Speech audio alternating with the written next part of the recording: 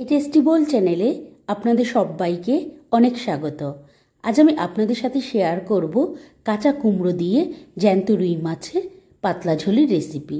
তো চলুন বন্ধুরা, রেসিপিটি আমরা শুরু করি। প্রথমেই আমি মাছগুলিকে ধুয়ে পরিষ্কার করে নেব। এবার আমি এখানে ছোট কাঁচা কুমড়োকে ঠিক এরকম লম্বা লম্বা করে কেটে নেব। এর সাথে এখানে আমি আলুগুলিকেও ঠিক এরকম লম্বা লম্বাভাবেই কেটে নেব।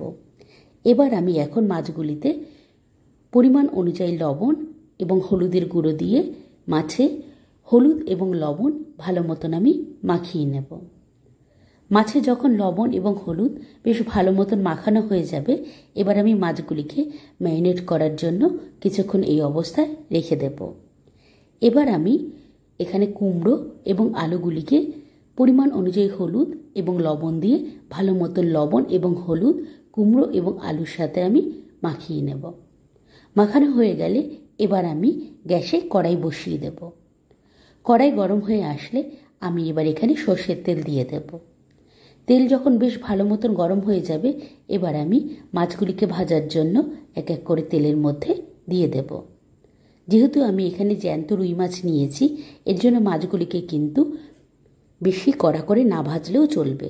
আপনারা যে কোনো জ্যান্ত মাছ হালকা লালচে করে ভাজলে দেখবেন মাছের স্বাদ কিন্তু আরও বৃদ্ধি পাবে। এবার মাছগুলি যখন বেশ এক পাশ হালকা লালচে করে ভাজা হয়ে যাবে, এবার আমি উল্টে মাছগুলিকে অন্য পাশও ভালো মতন ভেজে নেব। এবার যখন মাছ বেশ ভালো মতন ভাজা হয়ে যাবে, এবার আমি মাছগুলিকে তেল থেকে তুলে নেব। সমস্ত মাছগুলি যখন তেল থেকে তোলা হয়ে যাবে, এবার আমি এই তেলের মধ্যেই কুমড়ো এবং আলুগুলিকে ভাজার জন্য তেলের মধ্যে দিয়ে দেব। আলু এবং কুমড়োগুলোকে কিন্তু আমি খুব কড়া করে এখানে ভাজবো না। কুমড়ো এবং আলুর গায়ে হালকা লালচে দাগ চলে আসলে আমি এবার কিন্তু আলু এবং কুমড়োগুলিকে তেল থেকে তুলে নেব। বন্ধুরা দেখুন, ঠিক যখন আলু এবং কুমড়ো ভাজতে ভাজতে ঠিক এরকম হালকা লালচে দাগ চলে আসবে, তখনই আমি এবার তেল থেকে তুলে নেব। সমস্ত আলু এবং কুমড়োগুলো তেল থেকে তোলার পরে এবার আমি এই তেলেই পরবর্তী রান্নাটা করব। এবার আমি তেলের মধ্যে ফোড়ন দিয়ে দেব। ফোড়নে আমি এখানে কালো জিরে এবং শুকনো লঙ্কা দিয়ে দেব। এবার ফোড়ন যখন বেশ ভালো মতন ভাজা হয়ে যাবে, এবার আমি তেলের মধ্যে আদা বাটা দিয়ে দেব। এর সাথে এখানে আমি জিরে, ধনে এবং গোটা গরম মশলা একসাথে আমি বেটে নিয়েছি, এই বাটাটা আমি এবার তেলের মধ্যে দিয়ে দেব।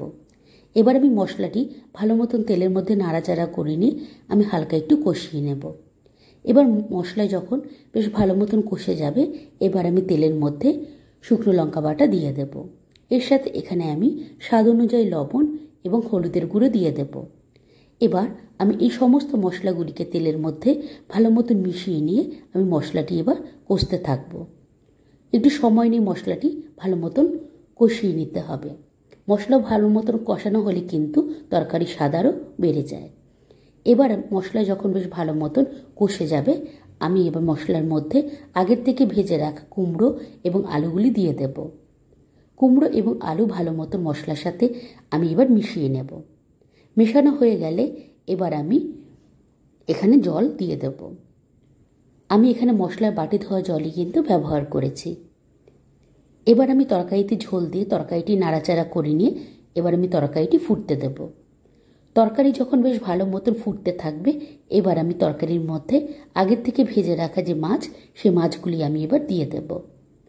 মাছগুলি এবার ঝোলের মধ্যে দিয়ে ভালো মতন নাড়াচাড়া করে নিয়ে আবার আমি তরকারিটি বেশ ভালো মতন ফুটতে দেব। তরকারি যখন বেশ ভালো মতন ফুটে যাবে এবং সমস্ত কিছু যখন বেশ ভালো মতন সেদ্ধ হয়ে যাবে, তখনই আমি তরকারি এবার নামিয়ে নেব। দেখুন বন্ধুরা, কি সুন্দরভাবে কিন্তু কুমড়ো আলু সেদ্ধ হয়ে গেছে। আপনারাও ঠিক এইভাবে একবার বাড়িতে বানান এবং এই রেসিপিটি একবার করে দেখুন, দেখবেন খেতে কিন্তু অপূর্ব লাগছে। আজ তবে আসি বন্ধুরা, বাই।